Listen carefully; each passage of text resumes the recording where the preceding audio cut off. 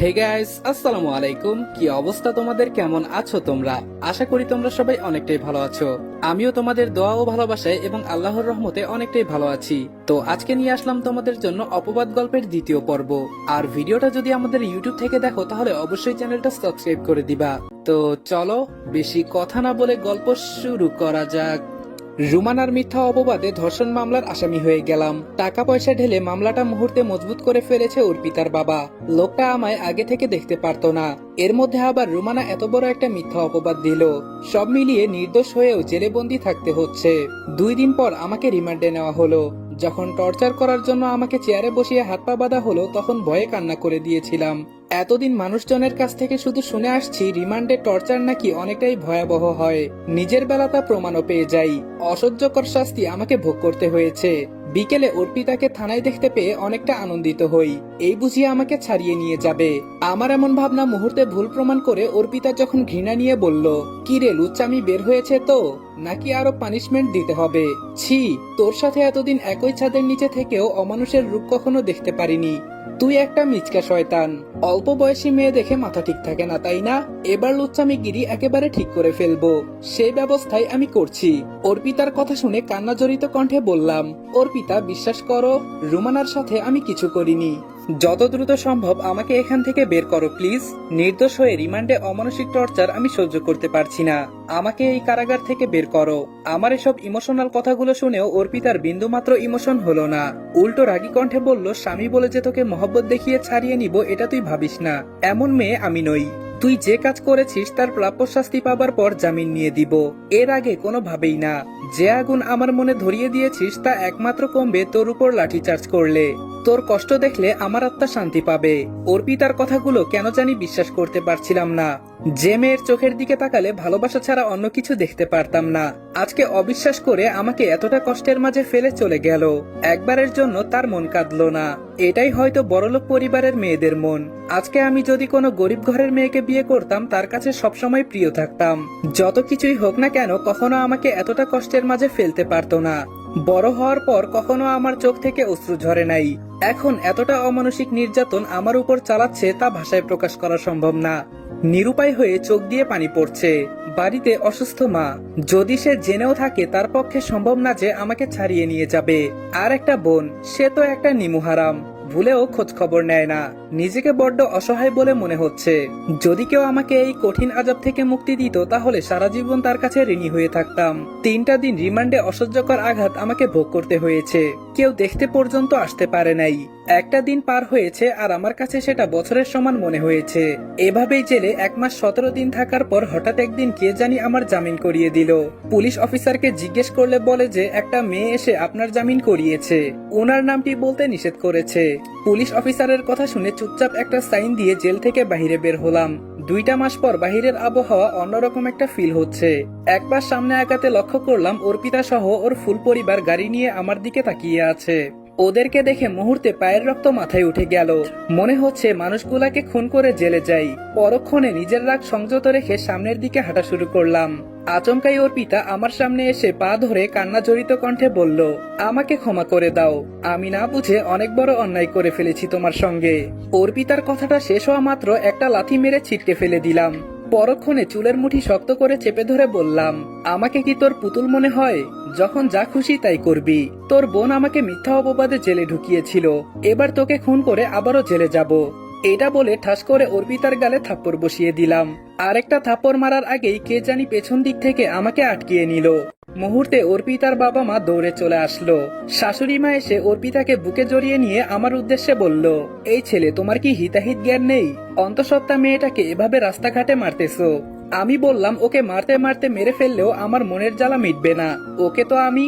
আমার কথা শেষ না করতেই অপরিচিত লোকটি আমার হাত টেনে ধরে একটা চায়ের দোকানে বসিয়ে পানির বোতল এগিয়ে দিয়ে বলল, ভাই পানি খান। লোকটার দেওয়া পানির বোতল হাতে নিয়ে অল্প পানি খেয়ে বেঞ্চে রেখে দিলাম। কিছুক্ষণ পর লোকটি জিজ্ঞেস করলো, ভাই আপনার স্ত্রীকে হঠাৎ এভাবে মারলেন কেন? আর আমি যতটুকু শুনলাম আপনার স্ত্রী নাকি অন্তঃসত্ত্বা। এই সময় সবাই তো নিজের স্ত্রীর টেক কেয়ার করে, আর আপনি তাকে মারলেন। আসল ঘটনা কি একটু বলবেন? লোকটার তীব্র কৌতূহল দেখে আর না করতে পারলাম না। অতীতের ঘটে যাওয়া সকল ঘটনা বলে দিলাম। সবটা শোনার পর লোকটি আশ্চর্য হয়ে বলল, এরকম সাংঘাতিক ঘটনা? সবটা শোনার পর লোকটি আশ্চর্য হয়ে বলল, এরকম সাংঘাতিক ঘটনা জীবনে প্রথম শুনলাম। আচ্ছা, আপনার স্ত্রীকে এখন মেনে নিবেন না? লোকটির তীব্র কৌতূহল দেখে মুখে শুকনো একটা হাসি দিয়ে বললাম, আমার সমস্ত ঘটনাই তো শুনলেন, আমার জায়গায় আপনি হলে কি করতেন? লোকটি থতমত খেয়ে বলল, ইয়ে মানে? আমি বললাম, কি আটকে গেলেন? তো আটকানোরই কথা, আল্লাহ যেন আমার মতো এরকম পরিস্থিতিতে দ্বিতীয় কাউকে না ফেলে, এটাই কামনা করি। আপনি বললেন না অর্পিতাকে এখন মেনে নিব কি না? লোকটা বলল, হ্যাঁ, এখন কি অর্পিতাকে মেনে নেওয়া সম্ভব না? আমি বললাম, না ভাই, সম্ভব না, ওকে দেখলেই এখন আঘাত করতে মন চায়। তাহলে একই ছাদের নিচে কেমনে থাকবো বলেন? লোকটি বলল, না মানে আপনার অনাগত বাচ্চার মাঝে অর্পিতা হতে যাচ্ছে, সে ব্যাপারে আপনি কি ভাবছেন? সে ব্যাপারে আপনি কি ভাবছেন? আমি বললাম, এই মুহূর্তে এগুলো প্রশ্নের উত্তর আমার কাছে জানা নেই, এখন শুধু একটা কথাই ঘুরপাক খাচ্ছে, এখন শুধু আমার মাথায় একটা কথাই ঘুরছে, তা হলো আমার মাকে নিয়ে। আমার চিন্তায় মানুষটা হয়তো কান্নাকাটি করে একাকার হয়ে আছেন, এমনিতেই একটু অসুস্থ মানুষ। এখন ভাই আমি আসি, কেমন? লোকটা বলল, আচ্ছা চলুন, আমি আপনাকে এগিয়ে দিয়ে আসি। আমি বললাম, লাগবে না।